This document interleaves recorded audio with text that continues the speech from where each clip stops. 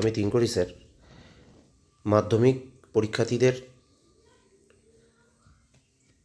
জন্য অনেক শুভকামনা নিয়ে আমি 2026 মাধ্যমিক পরীক্ষার্থীদের জন্য জীবনবিজ্ঞান বিষয়ে 100 পড়ার শেষ মুহূর্তের পরামর্শটা নিয়ে হাজির হয়েছি। তো সোমবার থেকে তোমাদের পরীক্ষা। আমি আশা করব তোমাদের প্রত্যেকের পরীক্ষা তোমাদের যা প্রিপারেশন, যা তোমরা তৈরি করেছো তার থেকে অনেক অনেক বেশি ভালো হোক, ঈশ্বরের কাছে এই প্রার্থনা করি। এবং এই পরামর্শগুলো যদি তোমরা ঠিকঠাক শোনো এবং মেনে চলো, তাহলে তোমরা জীবনবিজ্ঞান বিষয়ে তোমাদের সেই লক্ষ্যে তোমরা পৌঁছাতে পারবে।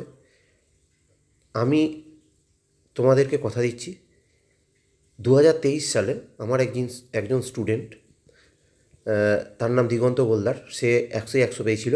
তো তার বক্তব্যও আমি এই ভিডিওতে স্ক্রিনশট দিয়ে রাখছি, ঠিক আছে? তোমরা দেখতে পাবে সে কী বলেছে। এবং সবথেকে বড় কথা হচ্ছে, এই ভিডিওটা করার সময় আমার মনে হলো যে এইভাবে সাজালে ভালো হয়। তো আমি কীভাবে সাজিয়েছি দেখো। তো তোমাদের 100 নম্বরের পরীক্ষাটা দুটো পার্টে হয়। একটা 90 নম্বরের লিখিত পরীক্ষা হয়, 10 নম্বর মৌখিক হয়। 10 নম্বর মৌখিকে তোমরা প্রত্যেকেই 10-এ 10 পেয়ে থাকো। ভালো করে বুঝবে ব্যাপারটা, তাহলেই তোমরা বুঝতে পারবে।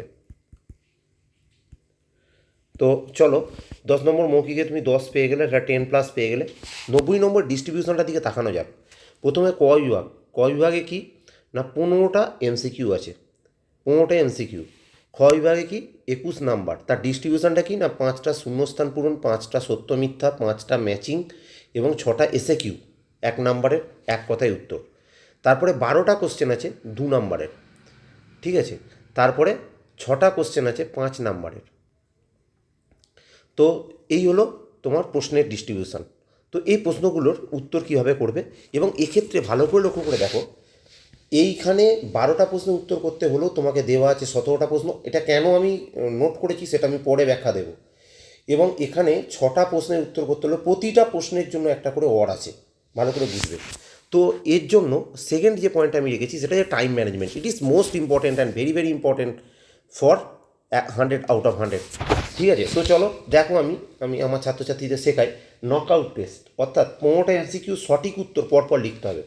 খাতাতে সবসময় মাথায় রাখবে, খাতায় যদি প্রথমেই তোমার একটা ভুল উত্তর চলে আসে, তাহলে সেক্ষেত্রে কিন্তু তোমার ওটা ডিসপুট হয়ে যায় এবং মাস্টারের কাছে তোমার একটা ব্যাড ইমপ্রেশন পড়ে যায়। তাই কেউ কখনোই প্রথমে ভুল উত্তর দিয়ে স্টার্ট করবে না, নিখুঁত সঠিক জানা প্রশ্নটাই প্রথম লিখবে। তো লক্ষ্য করে দেখো আমি কিভাবে টাইম ম্যানেজমেন্ট করেছি। 15টা এমসিকিউ লিখতে তোমার ফুল বাক্যে লিখতে একটার জন্য 1 মিনিট করে যদি টাইম ধরি, তাহলে 20 মিনিট টাইম আমি এক্সট্রা দিয়েছি, মানে 5 মিনিট এক্সট্রা টাইম দিয়েছি। তোমার এখানে যদি আরও 5 মিনিট লাগে আমার আপত্তি নেই।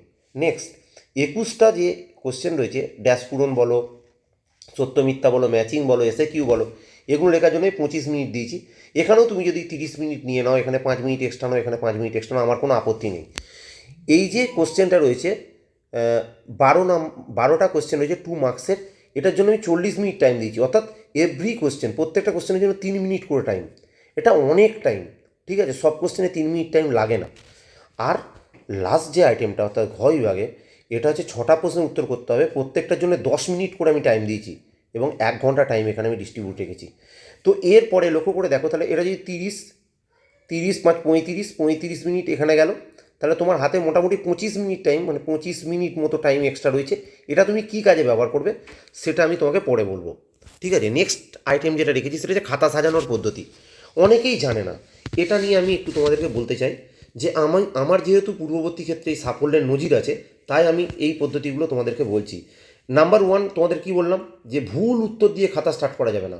অর্থাৎ যখন তুমি খাতা সাজাবে তখন তুমি সঠিক উত্তর প্রথমে লিখবে, সঠিক উত্তরগুলো লিখবে।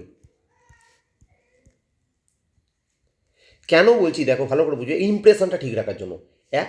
আর 2 হচ্ছে, ধরো তোমার 15টা কোশ্চেন আছে, 1 থেকে 15 পর্যন্ত সিরিয়াল আছে। এখন তোমার মনে করো 2 নম্বর প্রশ্ন উত্তরটা তুমি জানো যে তুমি ভুল লিখছো বা ডাউট আছে, তুমি এখানে 2 নম্বরটা লিখবে না। 1, 3, 4, 5 এইভাবে 15 নম্বর লেখাটার পর 2-এর প্রশ্নটা লাস্টে নিয়ে গিয়ে লিখবে। এই জায়গায় 2টা লেখার দরকার নেই, যেহেতু তোমার একটা ডাউট আছে, সেই ডাউট উত্তরটাকে, ঠিক আছে, যে উত্তরটা তোমার ডাউট আছে সেই উত্তরটাকে তুমি এখানে লিখবে না। যে উত্তরের ডাউট আছে সে উত্তরটা তুমি এখানে লিখবে না। ডাউট আছে, এমন উত্তর তুমি এখানে লিখবে না, সেটাকে লাস্টে লেখার চেষ্টা করবে। এক। দুই, খাতা সাজানোর ক্ষেত্রে আরেকটা কথা বলবো, তুমি 4 সাইড মার্জিন দেবে যেন খাতাটাকে ফ্রেম মনে হয়। তবে কখনোই পেন্সিল বা পেন দিয়ে মার্জিন টেনে সময় নষ্ট করবে না, কারণ time is most important things, মাথায় থাকে যেন। শুধুমাত্র খাতা ভাঁজ করে মার্জিন দেবে। যারা ফার্স্ট সেকেন্ড হয় তারা এইভাবেই খাতা করে, ঠিক আছে।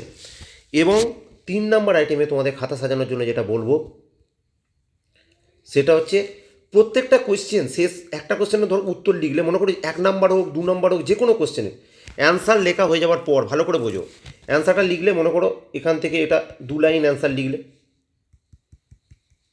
লেখার পর বা 3 লাইন অ্যান্সারটা লিখলে, লেখার পরে 4-এর প্রশ্নে যাচ্ছ তো এইখানটায় একটা মিনিমাম 2টো লাইন লিখতে পারবে, এখন গ্যাপ দেবে।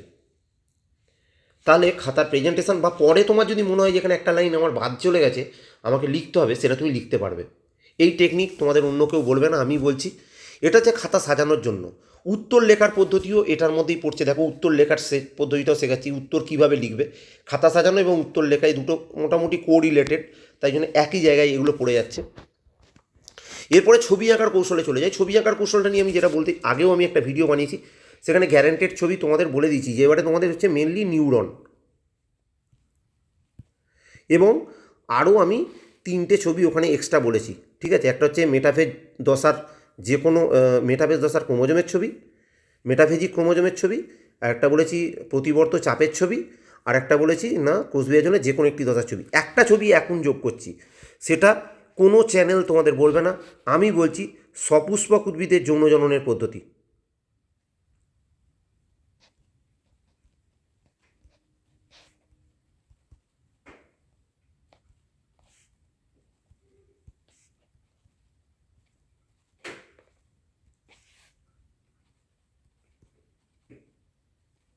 এইটা খুব ইম্পর্টেন্ট এবারের জন্য, হ্যাঁ।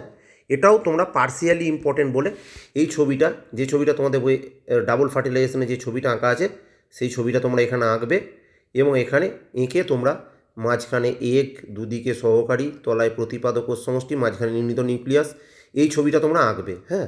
এই ছবিটা কিন্তু ভেরি ভেরি ইম্পর্টেন্ট ছবি এবারের জন্য হতে চলেছে, ঠিক আছে। তো ওটা ওই ভিডিওতে বলিনি, এই ভিডিওতে বললাম। এবং এরপরে একটু বুদ্ধিমত্তার প্রয়োগ বলে যে জায়গাটা নিয়ে এসেছি, সেটা হচ্ছে, এটা কেবলমাত্র আমি বলবো, এটা কোনো মানে, তোমরা যারা মাধ্যমিকের খাতা দেখে তারাও জানে যে এই যে 35 মিনিটস বা 25 মিনিটস টাইম তুমি পেয়েছো, বুদ্ধিমত্তার প্রয়োগ হচ্ছে এটাই, যে যেখানে তোমার 12টা প্রশ্নের উত্তর লিখতে বলা আছে, সেখানে তুমি যে প্রশ্ন উত্তরগুলো তোমার ঠিক স্যাটিসফাইড নয়, সেখানে 2টো কি 3টে এক্সট্রা কোশ্চেন উত্তর লিখবে, এক্সট্রা অ্যান্সার লিখবে, এক্সট্রা 2। এবং 5 মার্কসের কোশ্চেনগুলো যেহেতু লিখতে অনেক টাইম লাগে, 10 মিনিট প্রায় টাইম লাগে, তাই 5 মার্কসের সেই প্রশ্নগুলোরই তুমি এক্সট্রা লিখবে। 5 মার্কসের 5 মার্কসের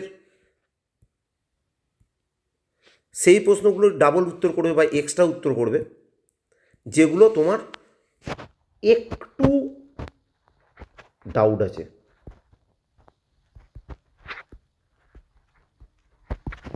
কারণ জেনে রেখে দাও, রুলস বলছে তুমি যদি কোনো 2টো উত্তর লেখো, তাহলে একটাতে মনে করো তুমি 5-এ পেলে 4, একটাতে পেলে 5-এ 5, তাহলে তোমার এটাকেই নিয়ে নেওয়া হবে, এটাকে নেওয়া হবে না, এটা রুলসের মধ্যে আছে। এছাড়াও তোমাকে একটা বুদ্ধিমত্তা তোমাদের যেটা বলছি, সেটা তোমরা অ্যাপ্লিকেশান করতেই পারো।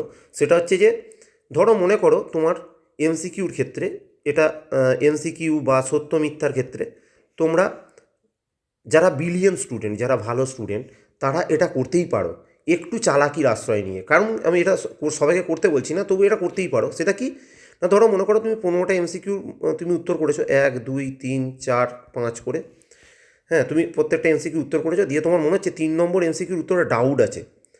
তো 3 নম্বর এমসিকিউটা তোমার A B C D 4টে option ছিল, তোমার মনে হচ্ছে তুমি বিতে অ্যান্সার করে দিয়েছো, এবার তোমার মনে হচ্ছে এটা সিও হতে পারে, তো তুমি লাস্টে 3 দিয়ে সি এরটা লিখে আসতে পারো। এখন এক্সামিনারের উপর ডিপেন্ড করবে, তুমি এই নাম্বারটা পেলেও পেয়ে যেতে পারো। যদি তুমি ভালো রেজাল্ট করো, তাহলে তোমার এটা বেনিফিটেড হবে। আর সত্য মিথ্যার ক্ষেত্রেও তাই। সত্য মিথ্যার ক্ষেত্রে যদি কোনোটা তোমার মনে হচ্ছে না মিথ্যা কি সত্য বুঝতে পারছি না, তাহলে একবার তুমি নাম্বার দিয়ে মিথ্যা লিখতে পারো, একবার তুমি নাম্বার দিয়ে সত্যিটাও লিখতে পারো, সেক্ষেত্রে তুমি নাম্বার পেতে পারো। তবে আমি এটা বলছি না যে তুমি পাবেই পাবে। এই চালাকিটা আশ্রয় নিলে তোমাকে এক্সামিনারের উপর ডিপেন্ড করছে, রুলসে আছে। তো তোমাকে নাম্বারটা দিলেও দিতে পারে, হ্যাঁ, এবং তুমি নাম্বারটা পেলেও পেয়ে যেতে পারো। না পাওয়ার থেকে ভালো, তাই বললাম এটা ফলো করবে এবং আমার চ্যানেলটাকে সাবস্ক্রাইব করবে এবং বেশি বেশি করে শেয়ার করবে সকলের কাছে। তো সবাইকার জন্য আবার শুভকামনা রইল। 100 হলে অবশ্যই জানিও।